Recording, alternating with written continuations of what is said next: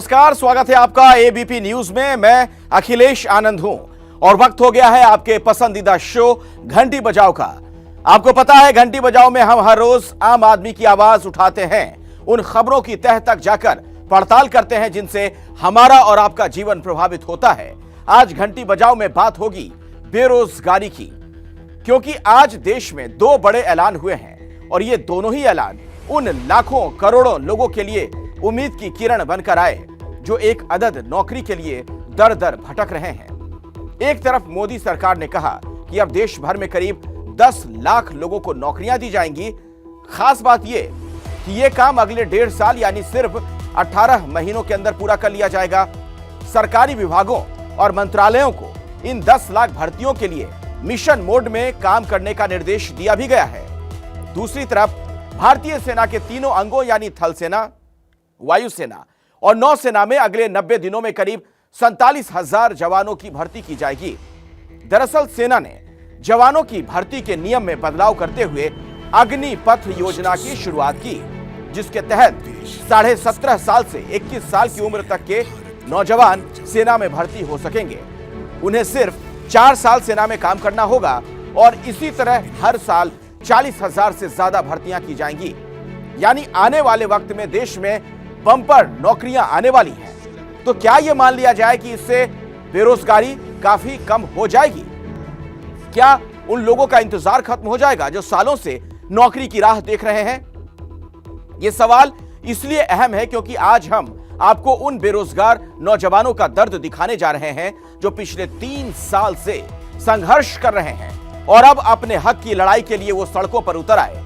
घंटी बजाओ की हमारी ये स्पेशल रिपोर्ट देखिए और देश के इन बेरोजगार युवाओं को उनका हक दिलाने के लिए 8422840000 पर घंटी जरूर बजाइए।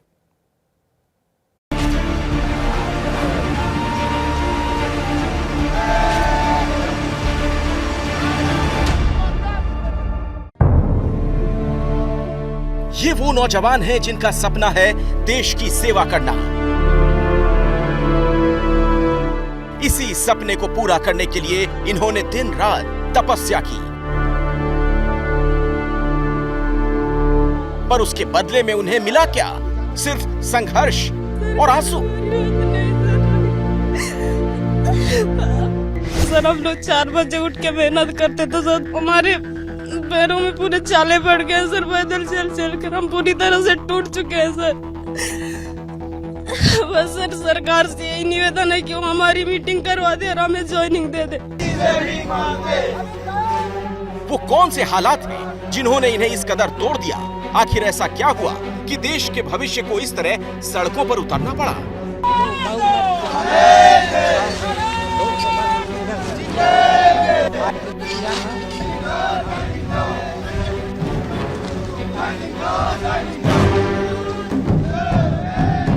जून की तपती गर्मी में जब आसमान से आग बरस रही हो और जमीन अंगारा बन चुकी है, तब ये चंद नौजवान हाथ में तिरंगा लिए निकल पड़े हैं। इनकी मंजिल दूर है, सफर दुश्वार है, फिर भी हौसला बरकरार है और इस हौसले की वजह है वही सपना जिसे पूरा करने के लिए ये लड़ रहे हैं।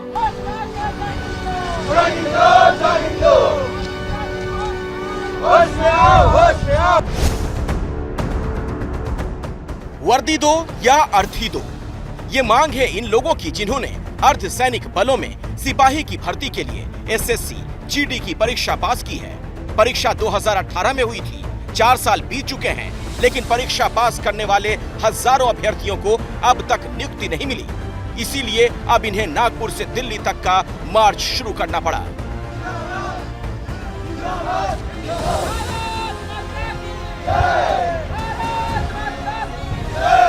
मध्य प्रदेश के नरसिंहपुर जिले में बरमान घाट का सतधारा है, नर्मदा का किनारा है, कलकल बहती नर्मदा है और एक तरफ संघर्ष करते लोग चले आ रहे हैं नागपुर से। काफ़ी लंबा सफ़र है। नागपुर से ये लोग जा रहे हैं दिल्ली अपनी हक की लड़ाई लड़ने के लिए। दरअसल ये एसएससी सीडी पैरामिलिट्री फोर्स का जो एग्ज़ाम था जो 2018 में लिया गया था, तकरीबन 60,000 नियुक्तियां निकली थी। नियुक्तियों में से करीब 55,000 लोगों को नियुक्तियां मिल गई हैं, मगर जिन 5,000 लोग बाकी हैं जो मेडिकली फिट बता रहे हैं अपने आप को, वो सारे लोग पिछले 3 साल से आंदोलन कर रहे हैं कि उनको भी नियुक्तियां दी जाए। उनको नियुक्तियां नहीं दी गई तो क्यों नहीं दी गई? लंबा काफिला है, तकरीबन 50 लोग हैं। आप हौसला देखिए कि नागपुर से जा रहे हैं दिल्ली, तकरीबन 1000 किलोमीटर से ज़्यादा का रास्ता, वो भी पैदल। सबके हाथ में अपना अपना सामान है, बीच में कोई इनके लिए कोई ऐसा वाहन नहीं है जो इनको सपोर्ट करे, इनका सामान रखे। बड़ा बड़ा सामान खुद रखे हैं। रास्ते में जहाँ जगह मिलती है रुक जाते हैं, ठहर जाते हैं, खाते पीते बनाते हैं और चल पड़ते हैं। नर्मदा मैया के किनारे खड़े हैं सर, और नर्मदा मैया से हम लोग प्रणाम करते हुए ये दरख्वास्त करते कि ये हमारे आशीर्वाद दे और जो हमारे वर्दी पहनने का सपना है वो हमारा पूरा करे। हम लोग को जो सपोर्ट कर रहे हैं वो नॉर्मली लोग हैं, यहाँ का कोई पॉलिटिकल सपोर्ट नहीं है हम लोग का। ये बताइए, आप लोग क्यों निकल पड़े इतना कठिन रास्ते को लेके? और दूसरे तरीके भी तो थे आप लोगों के पास। 1 साल हम लोग आंदोलन किए सर दिल्ली के जंतर मंतर पर। उस आंदोलन के दौरान सर हम भारत के सभी, ऐसा कोई सांसद नहीं है जिसके पास अपनी नियुक्ति के बारे में हम लोग बात करने गए थे, लेकिन फिलहाल सर 1 साल में हम लोग को किसी ने बात नहीं सुनी। तो ये डिसीजन हमारे लिए बहुत मुश्किल था, लेकिन अब हम ये जो पैदल मार्च का सपना लिए हैं, पैदल मार्च का जो दिल्ली जाने का है, इससे हम यही कि हमें लोग सपोर्ट करें। हम जब सारे चरण पास कर चुके हैं और इतना मुश्किल दौर होता है, फौजी बनना कोई आसान नहीं होता है। इतनी मेहनत से हमने एग्ज़ाम दिया, मेडिकल पास किया, फिजिकल दिया, जब पद भी अलॉटमेंट किए जा चुके हैं, सब कुछ हमारे ही फेवर में है, तो हम जो बच्चे हैं उनको नियुक्ति दी जानी चाहिए। हक मांगने के लिए एक लंबी लड़ाई पे निकल पड़े हैं। लंबा मकसद है, लंबा रास्ता है, और आप देख सकते हैं कि सारे लोग अपने पास खुद अपना बड़ा बड़ा सामान रखे हैं। इनके पास कोई गाड़ी भी नहीं है जो अपना भारी सामान कहीं रखवा दें। सब रोज चलते रहते हैं, लगातार चलते रहते हैं, और चलते चलते कोशिश कर रहे हैं कि अपना बात वहाँ तक पहुँचे, सरकार की कानों तक पहुँचे। पर सवाल है कि सरकार सुनती को नहीं? क्या केंद्रीय पुलिस बल, राष्ट्रीय जांच एजेंसी और सचिवालय सुरक्षा बल में सिपाहियों की जरूरत नहीं? केंद्रीय गृह मंत्रालय के 2022 के आंकड़े ये बताते हैं कि देश के अर्धसैनिक बलों में बड़ी संख्या में पद खाली पड़े हैं। केंद्रीय सशस्त्र पुलिस बल और असम राइफल्स में गजेटेड ऑफिसर के 1969 पद खाली पड़े हैं। सब ऑर्डिनेट ऑफिसर के 23,129 पद खाली हैं और निचले स्तर पर 48,121 लोगों की जरूरत है, यानी कुल 73,219 पद खाली पड़े हैं।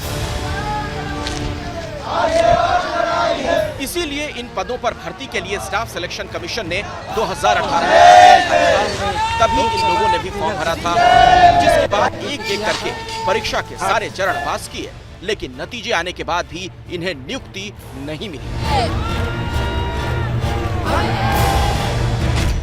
एसएससी की तरफ से तब 60,210 भर्तियों के लिए आवेदन मांगे गए थे, लेकिन नतीजों के बाद नियुक्तियां हुई सिर्फ 55,915, यानी करीब 5,000 पद खाली छोड़ दिए गए। ऐसा क्यों हुआ? उसका जवाब इस चिट्ठी में है।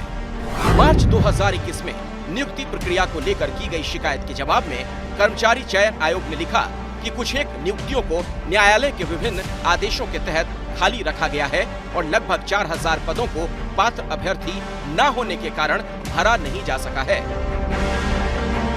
जब आपके पास योग्य उम्मीदवार हैं तो आप कैसे 5,000 अयोग्य साबित कर सकते हैं? हमने जब आपके जो CAPF SSC GD की भर्ती के जो 3 चरण होते हैं, एग्जाम होता है, फिजिकल होता है, मेडिकल होता है, वो जब सारे पास कर लिए तो फिर आखिर ऐसा कौन सा चरण है? ये SSC स्टाफ सिलेक्शन कमीशन, उसका फुल फॉर्म है सर। ये स्टाफ सिलेक्शन नहीं, स्टाफ स्कैम कमीशन है। वो आप स्कैम का आरोप लगा रहे हैं? स्कैम का आरोप लगा रहा हूँ सर। आप इतनी दूर से, कहाँ आसाम है और कहाँ नागपुर है, और फिर अब दिल्ली? सर दिल्ली में 11 महीना प्रोटेस्ट किया था जंतर मंतर पर। उसका बावजूद भी उन्होंने आश्वासन दे रहा, डेट पे डेट पूरा दे रहा है। उसके बाद नागपुर संविधान चौक जो RSS का घर है, उनमें से हम लोग 72 डेज हम लोग अनशन पर बैठा था। 2018 की भर्ती परीक्षा में शामिल हुए इन अभ्यर्थियों का दावा है कि वो नियुक्ति के लिए जरूरी सारी परीक्षाएं पास कर चुके हैं, फिर भी उन्हें नियुक्ति नहीं दी गई। इसीलिए वो पिछले लंबे समय से संघर्ष कर रहे हैं।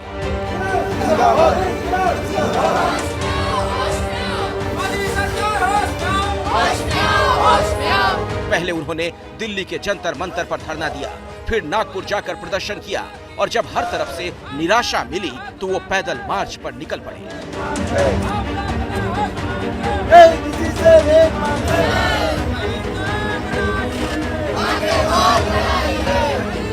नागपुर से दिल्ली जाने के लिए 1 तारीख को ये युवा निकले थे और अब पहुंचे हैं नरसिंहपुर में नर्मदा नदी किनारे बरमान में।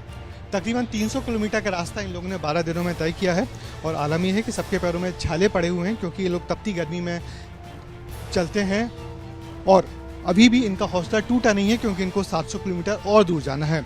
सबके चेहरों पर एक लड़ने की चाहत है और एक इच्छा है कि हमारे साथ जो अन्याय हुआ है हम उस बात को सरकार तक पहुंचा के रहेंगे। रास्ता लंबा है लेकिन इन सब का हौसला अभी टूटा नहीं है और सबको उम्मीद है कि आज नहीं तो कल सरकार हमारी बात मानेगी।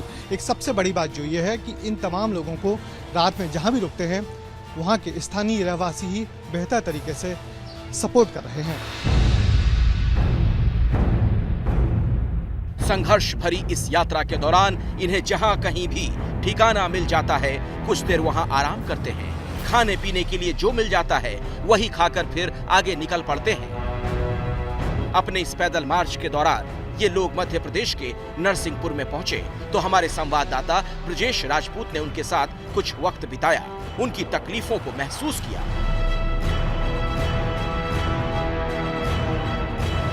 ज्यादातर लोग पैदल चलते चलते थक चुके थे, कईयों के पैरों में छाले हो गए थे तो कुछ के पैर में मोच आ चुकी थी, लेकिन ये परेशानियां भी इन्हें आगे बढ़ने से रोक नहीं पाई।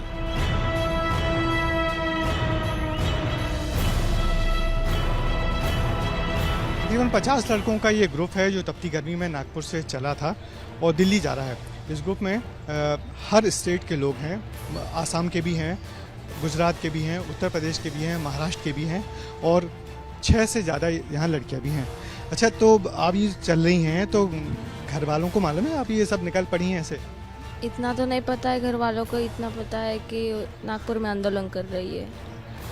घर वालों को मालूम है कि तुम्हारे पैरों में इतने छाले हो गए हैं? नहीं, घर वालों को कुछ नहीं पता है। घर वाले पहले से बोल रहे घर आ जाओ, हम सुन नहीं रहे उनकी। हम यही जिद पे अड़े हैं कि हम वर्दी लेके ही जाएंगे। दरअसल आप देखिए इन्होंने अपनी जो टी शर्ट पे लिखवाया उस पर यही लिखा है कि हम अपना हक मांगते नहीं किसी से भीख मांगते, अर्धसैनिक बल वर्दी दो या अर्थी दो। दरअसल ये पूरी जो नियुक्ति है अर्धसैनिक बलों के लिए की गई थी और उसमें से बहुत सारे लोग जो छूट गए हैं और ये लोग अपने हक की लड़ाई लड़ रहे हैं। क्या कहेंगे, आपके घर वालों को मालूम है कि आप इस तरीके से इतने कठिन रास्ते पे निकल पड़े? सर, मेरे घर वालों को पता नहीं है, बस इतना ही पता है कि हम नागपुर में प्रोटेस्ट कर रहे हैं क्योंकि हमारे घर में कोई घर चलाने वाला भी नहीं है। बस घर वाले भी बुला रहे हैं कि कितना दिन से आंदोलन करोगे, घर आ जाओ बोल रहे हैं। एक लड़की का घर चलाना कितना कठिन होता है सर, हम जानते हैं क्योंकि हम लोग 1.5 साल से मतलब बाहर रह रहे हैं तो बस माँ के ऊपर भी बहुत सारे सवाल उठते हैं कि आपकी बेटी रहती कहाँ है, किसके साथ रहती है, फिर भी सरकार हमारी बात नहीं सुन रही। और मेहनत की तुमने परीक्षा? बहुत ज्यादा सर, हम लोग 4 बजे उठ के मेहनत करते थे सर, 2 घंटा पढ़ाई करते थे। फोर्स में जाने के लिए हम लोगों ने पूरा जिसको पढ़ाई को साइड कर दिया सर। हम लोग कॉलेज का भी पढ़ाई करती थी सर, इसके लिए मैंने फिर उसको साइड कर दी सर। अगर आज हम लोगों ने सर, हमारे पैरों में पूरे छाले पड़ गए सर, पैदल चल चल कर हम पूरी तरह से टूट चुके हैं सर। बस सर, सरकार से यही निवेदन है कि वो हमारी मीटिंग करवा दे और हमें ज्वाइनिंग दे दे। इन नौजवानों की इस दयनीय स्थिति पर सरकार ने भले ही अब तक कोई कदम ना उठाया हो, लेकिन बीजेपी के सांसद वरुण गांधी ने उनके वीडियो को ट्वीट करते हुए लिखा, इन कर्मठ युवाओं की जगह सड़क पर नहीं केंद्रीय सशस्त्र पुलिस बलों के दफ्तर में है। कोई उपकार मत करिए, इन्हें बस इनका हक, इनका रोजगार दे दीजिए। इनके त्याग और तपस्या की अब और परीक्षा मत लीजिए। एसएससी की इस परीक्षा को लेकर संसद में भी सवाल उठ चुका है, जिसके जवाब में केंद्रीय गृह राज्य मंत्री नित्यानंद राय ने 25 अप्रैल को जानकारी दी थी कि एसएससी की कांस्टेबल जीडी परीक्षा में बाकी रह गई भर्तियों को 2021 में हुई भर्तियों में समाहित कर दिया गया है। लेकिन ये अभ्यर्थी सरकार के जवाब से संतुष्ट नहीं है। उनका कहना है कि जब तक उनकी नियुक्ति नहीं हो जाती तब तक वो अपना आंदोलन जारी रखेंगे। मैं जिस जगह खड़ा हूँ इस जगह का माइलस्टोन बता रहा है कि अभी यहाँ से झांसी 315 किलोमीटर दूर है और झांसी से दिल्ली तकरीबन 400 किलोमीटर और है, यानी कि 700 किलोमीटर का रास्ता इन तमाम लोगों को तय करना है। अभी तुमको 700 किलोमीटर जाना है, हौसला है? हौसला है सर, और जीतेंगे भी। लास्ट दम तक छोड़ेंगे नहीं हम लोग, जब तक तोड़ेंगे नहीं तब तक छोड़ेंगे नहीं, और वर्दी तो लेकर रहेंगे सर हम लोग। दरअसल ये लोग वर्दी लेने की मांग पर चल पड़े हैं और उम्मीद की जानी चाहिए कि इन युवाओं के संघर्ष को सरकार पहचानेगी और इनको इनका हक देकर रहेगी। कैमरामैन होमेन देशमुख के साथ ब्रजेश राजपूत, एबीपी न्यूज, नरसिंहपुर जिला, बरमान। और अब आपको वो रिपोर्ट दिखाने जा रहे हैं जो सिस्टम के नकारेपन की इंतहा है। बिहार के वैशाली में जो दवाई गरीबों के काम आ सकती थी वो कूड़े के ढेर में मिली। सोचिए जरा, एक तरफ सरकारी खजाने को भी चूना लगा, दूसरी तरफ जरूरतमंदों की भी मदद नहीं हो पाई। इसके लिए जिम्मेदार लोगों के खिलाफ जल्द से जल्द कठोर कार्रवाई बहुत जरूरी है।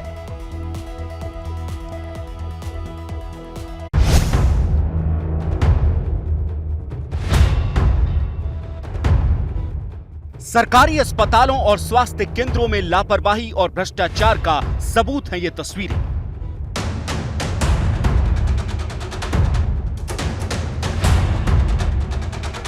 कूड़े के ढेर में पड़ी ये दवाएं देखकर हर कोई हैरान है।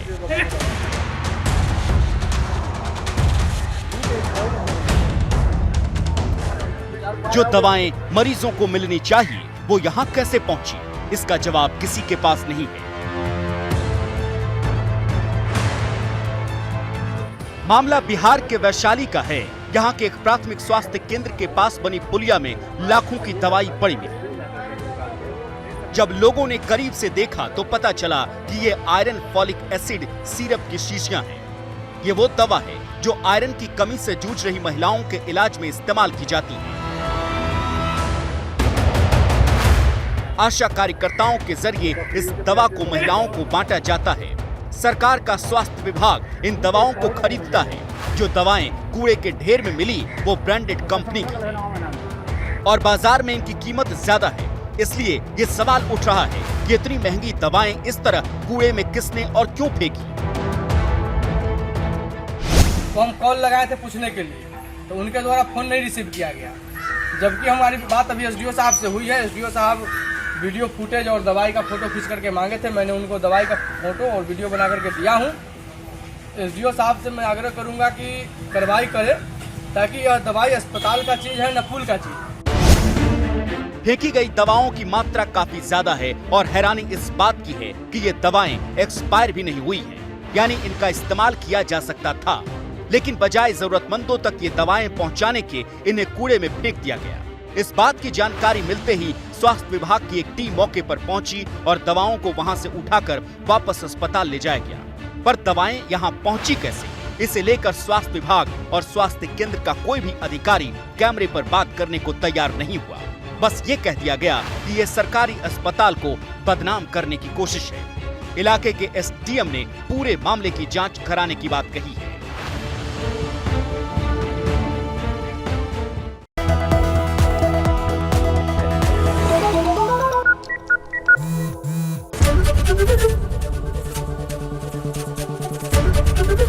एबीपी न्यूज आपको रखे आगे।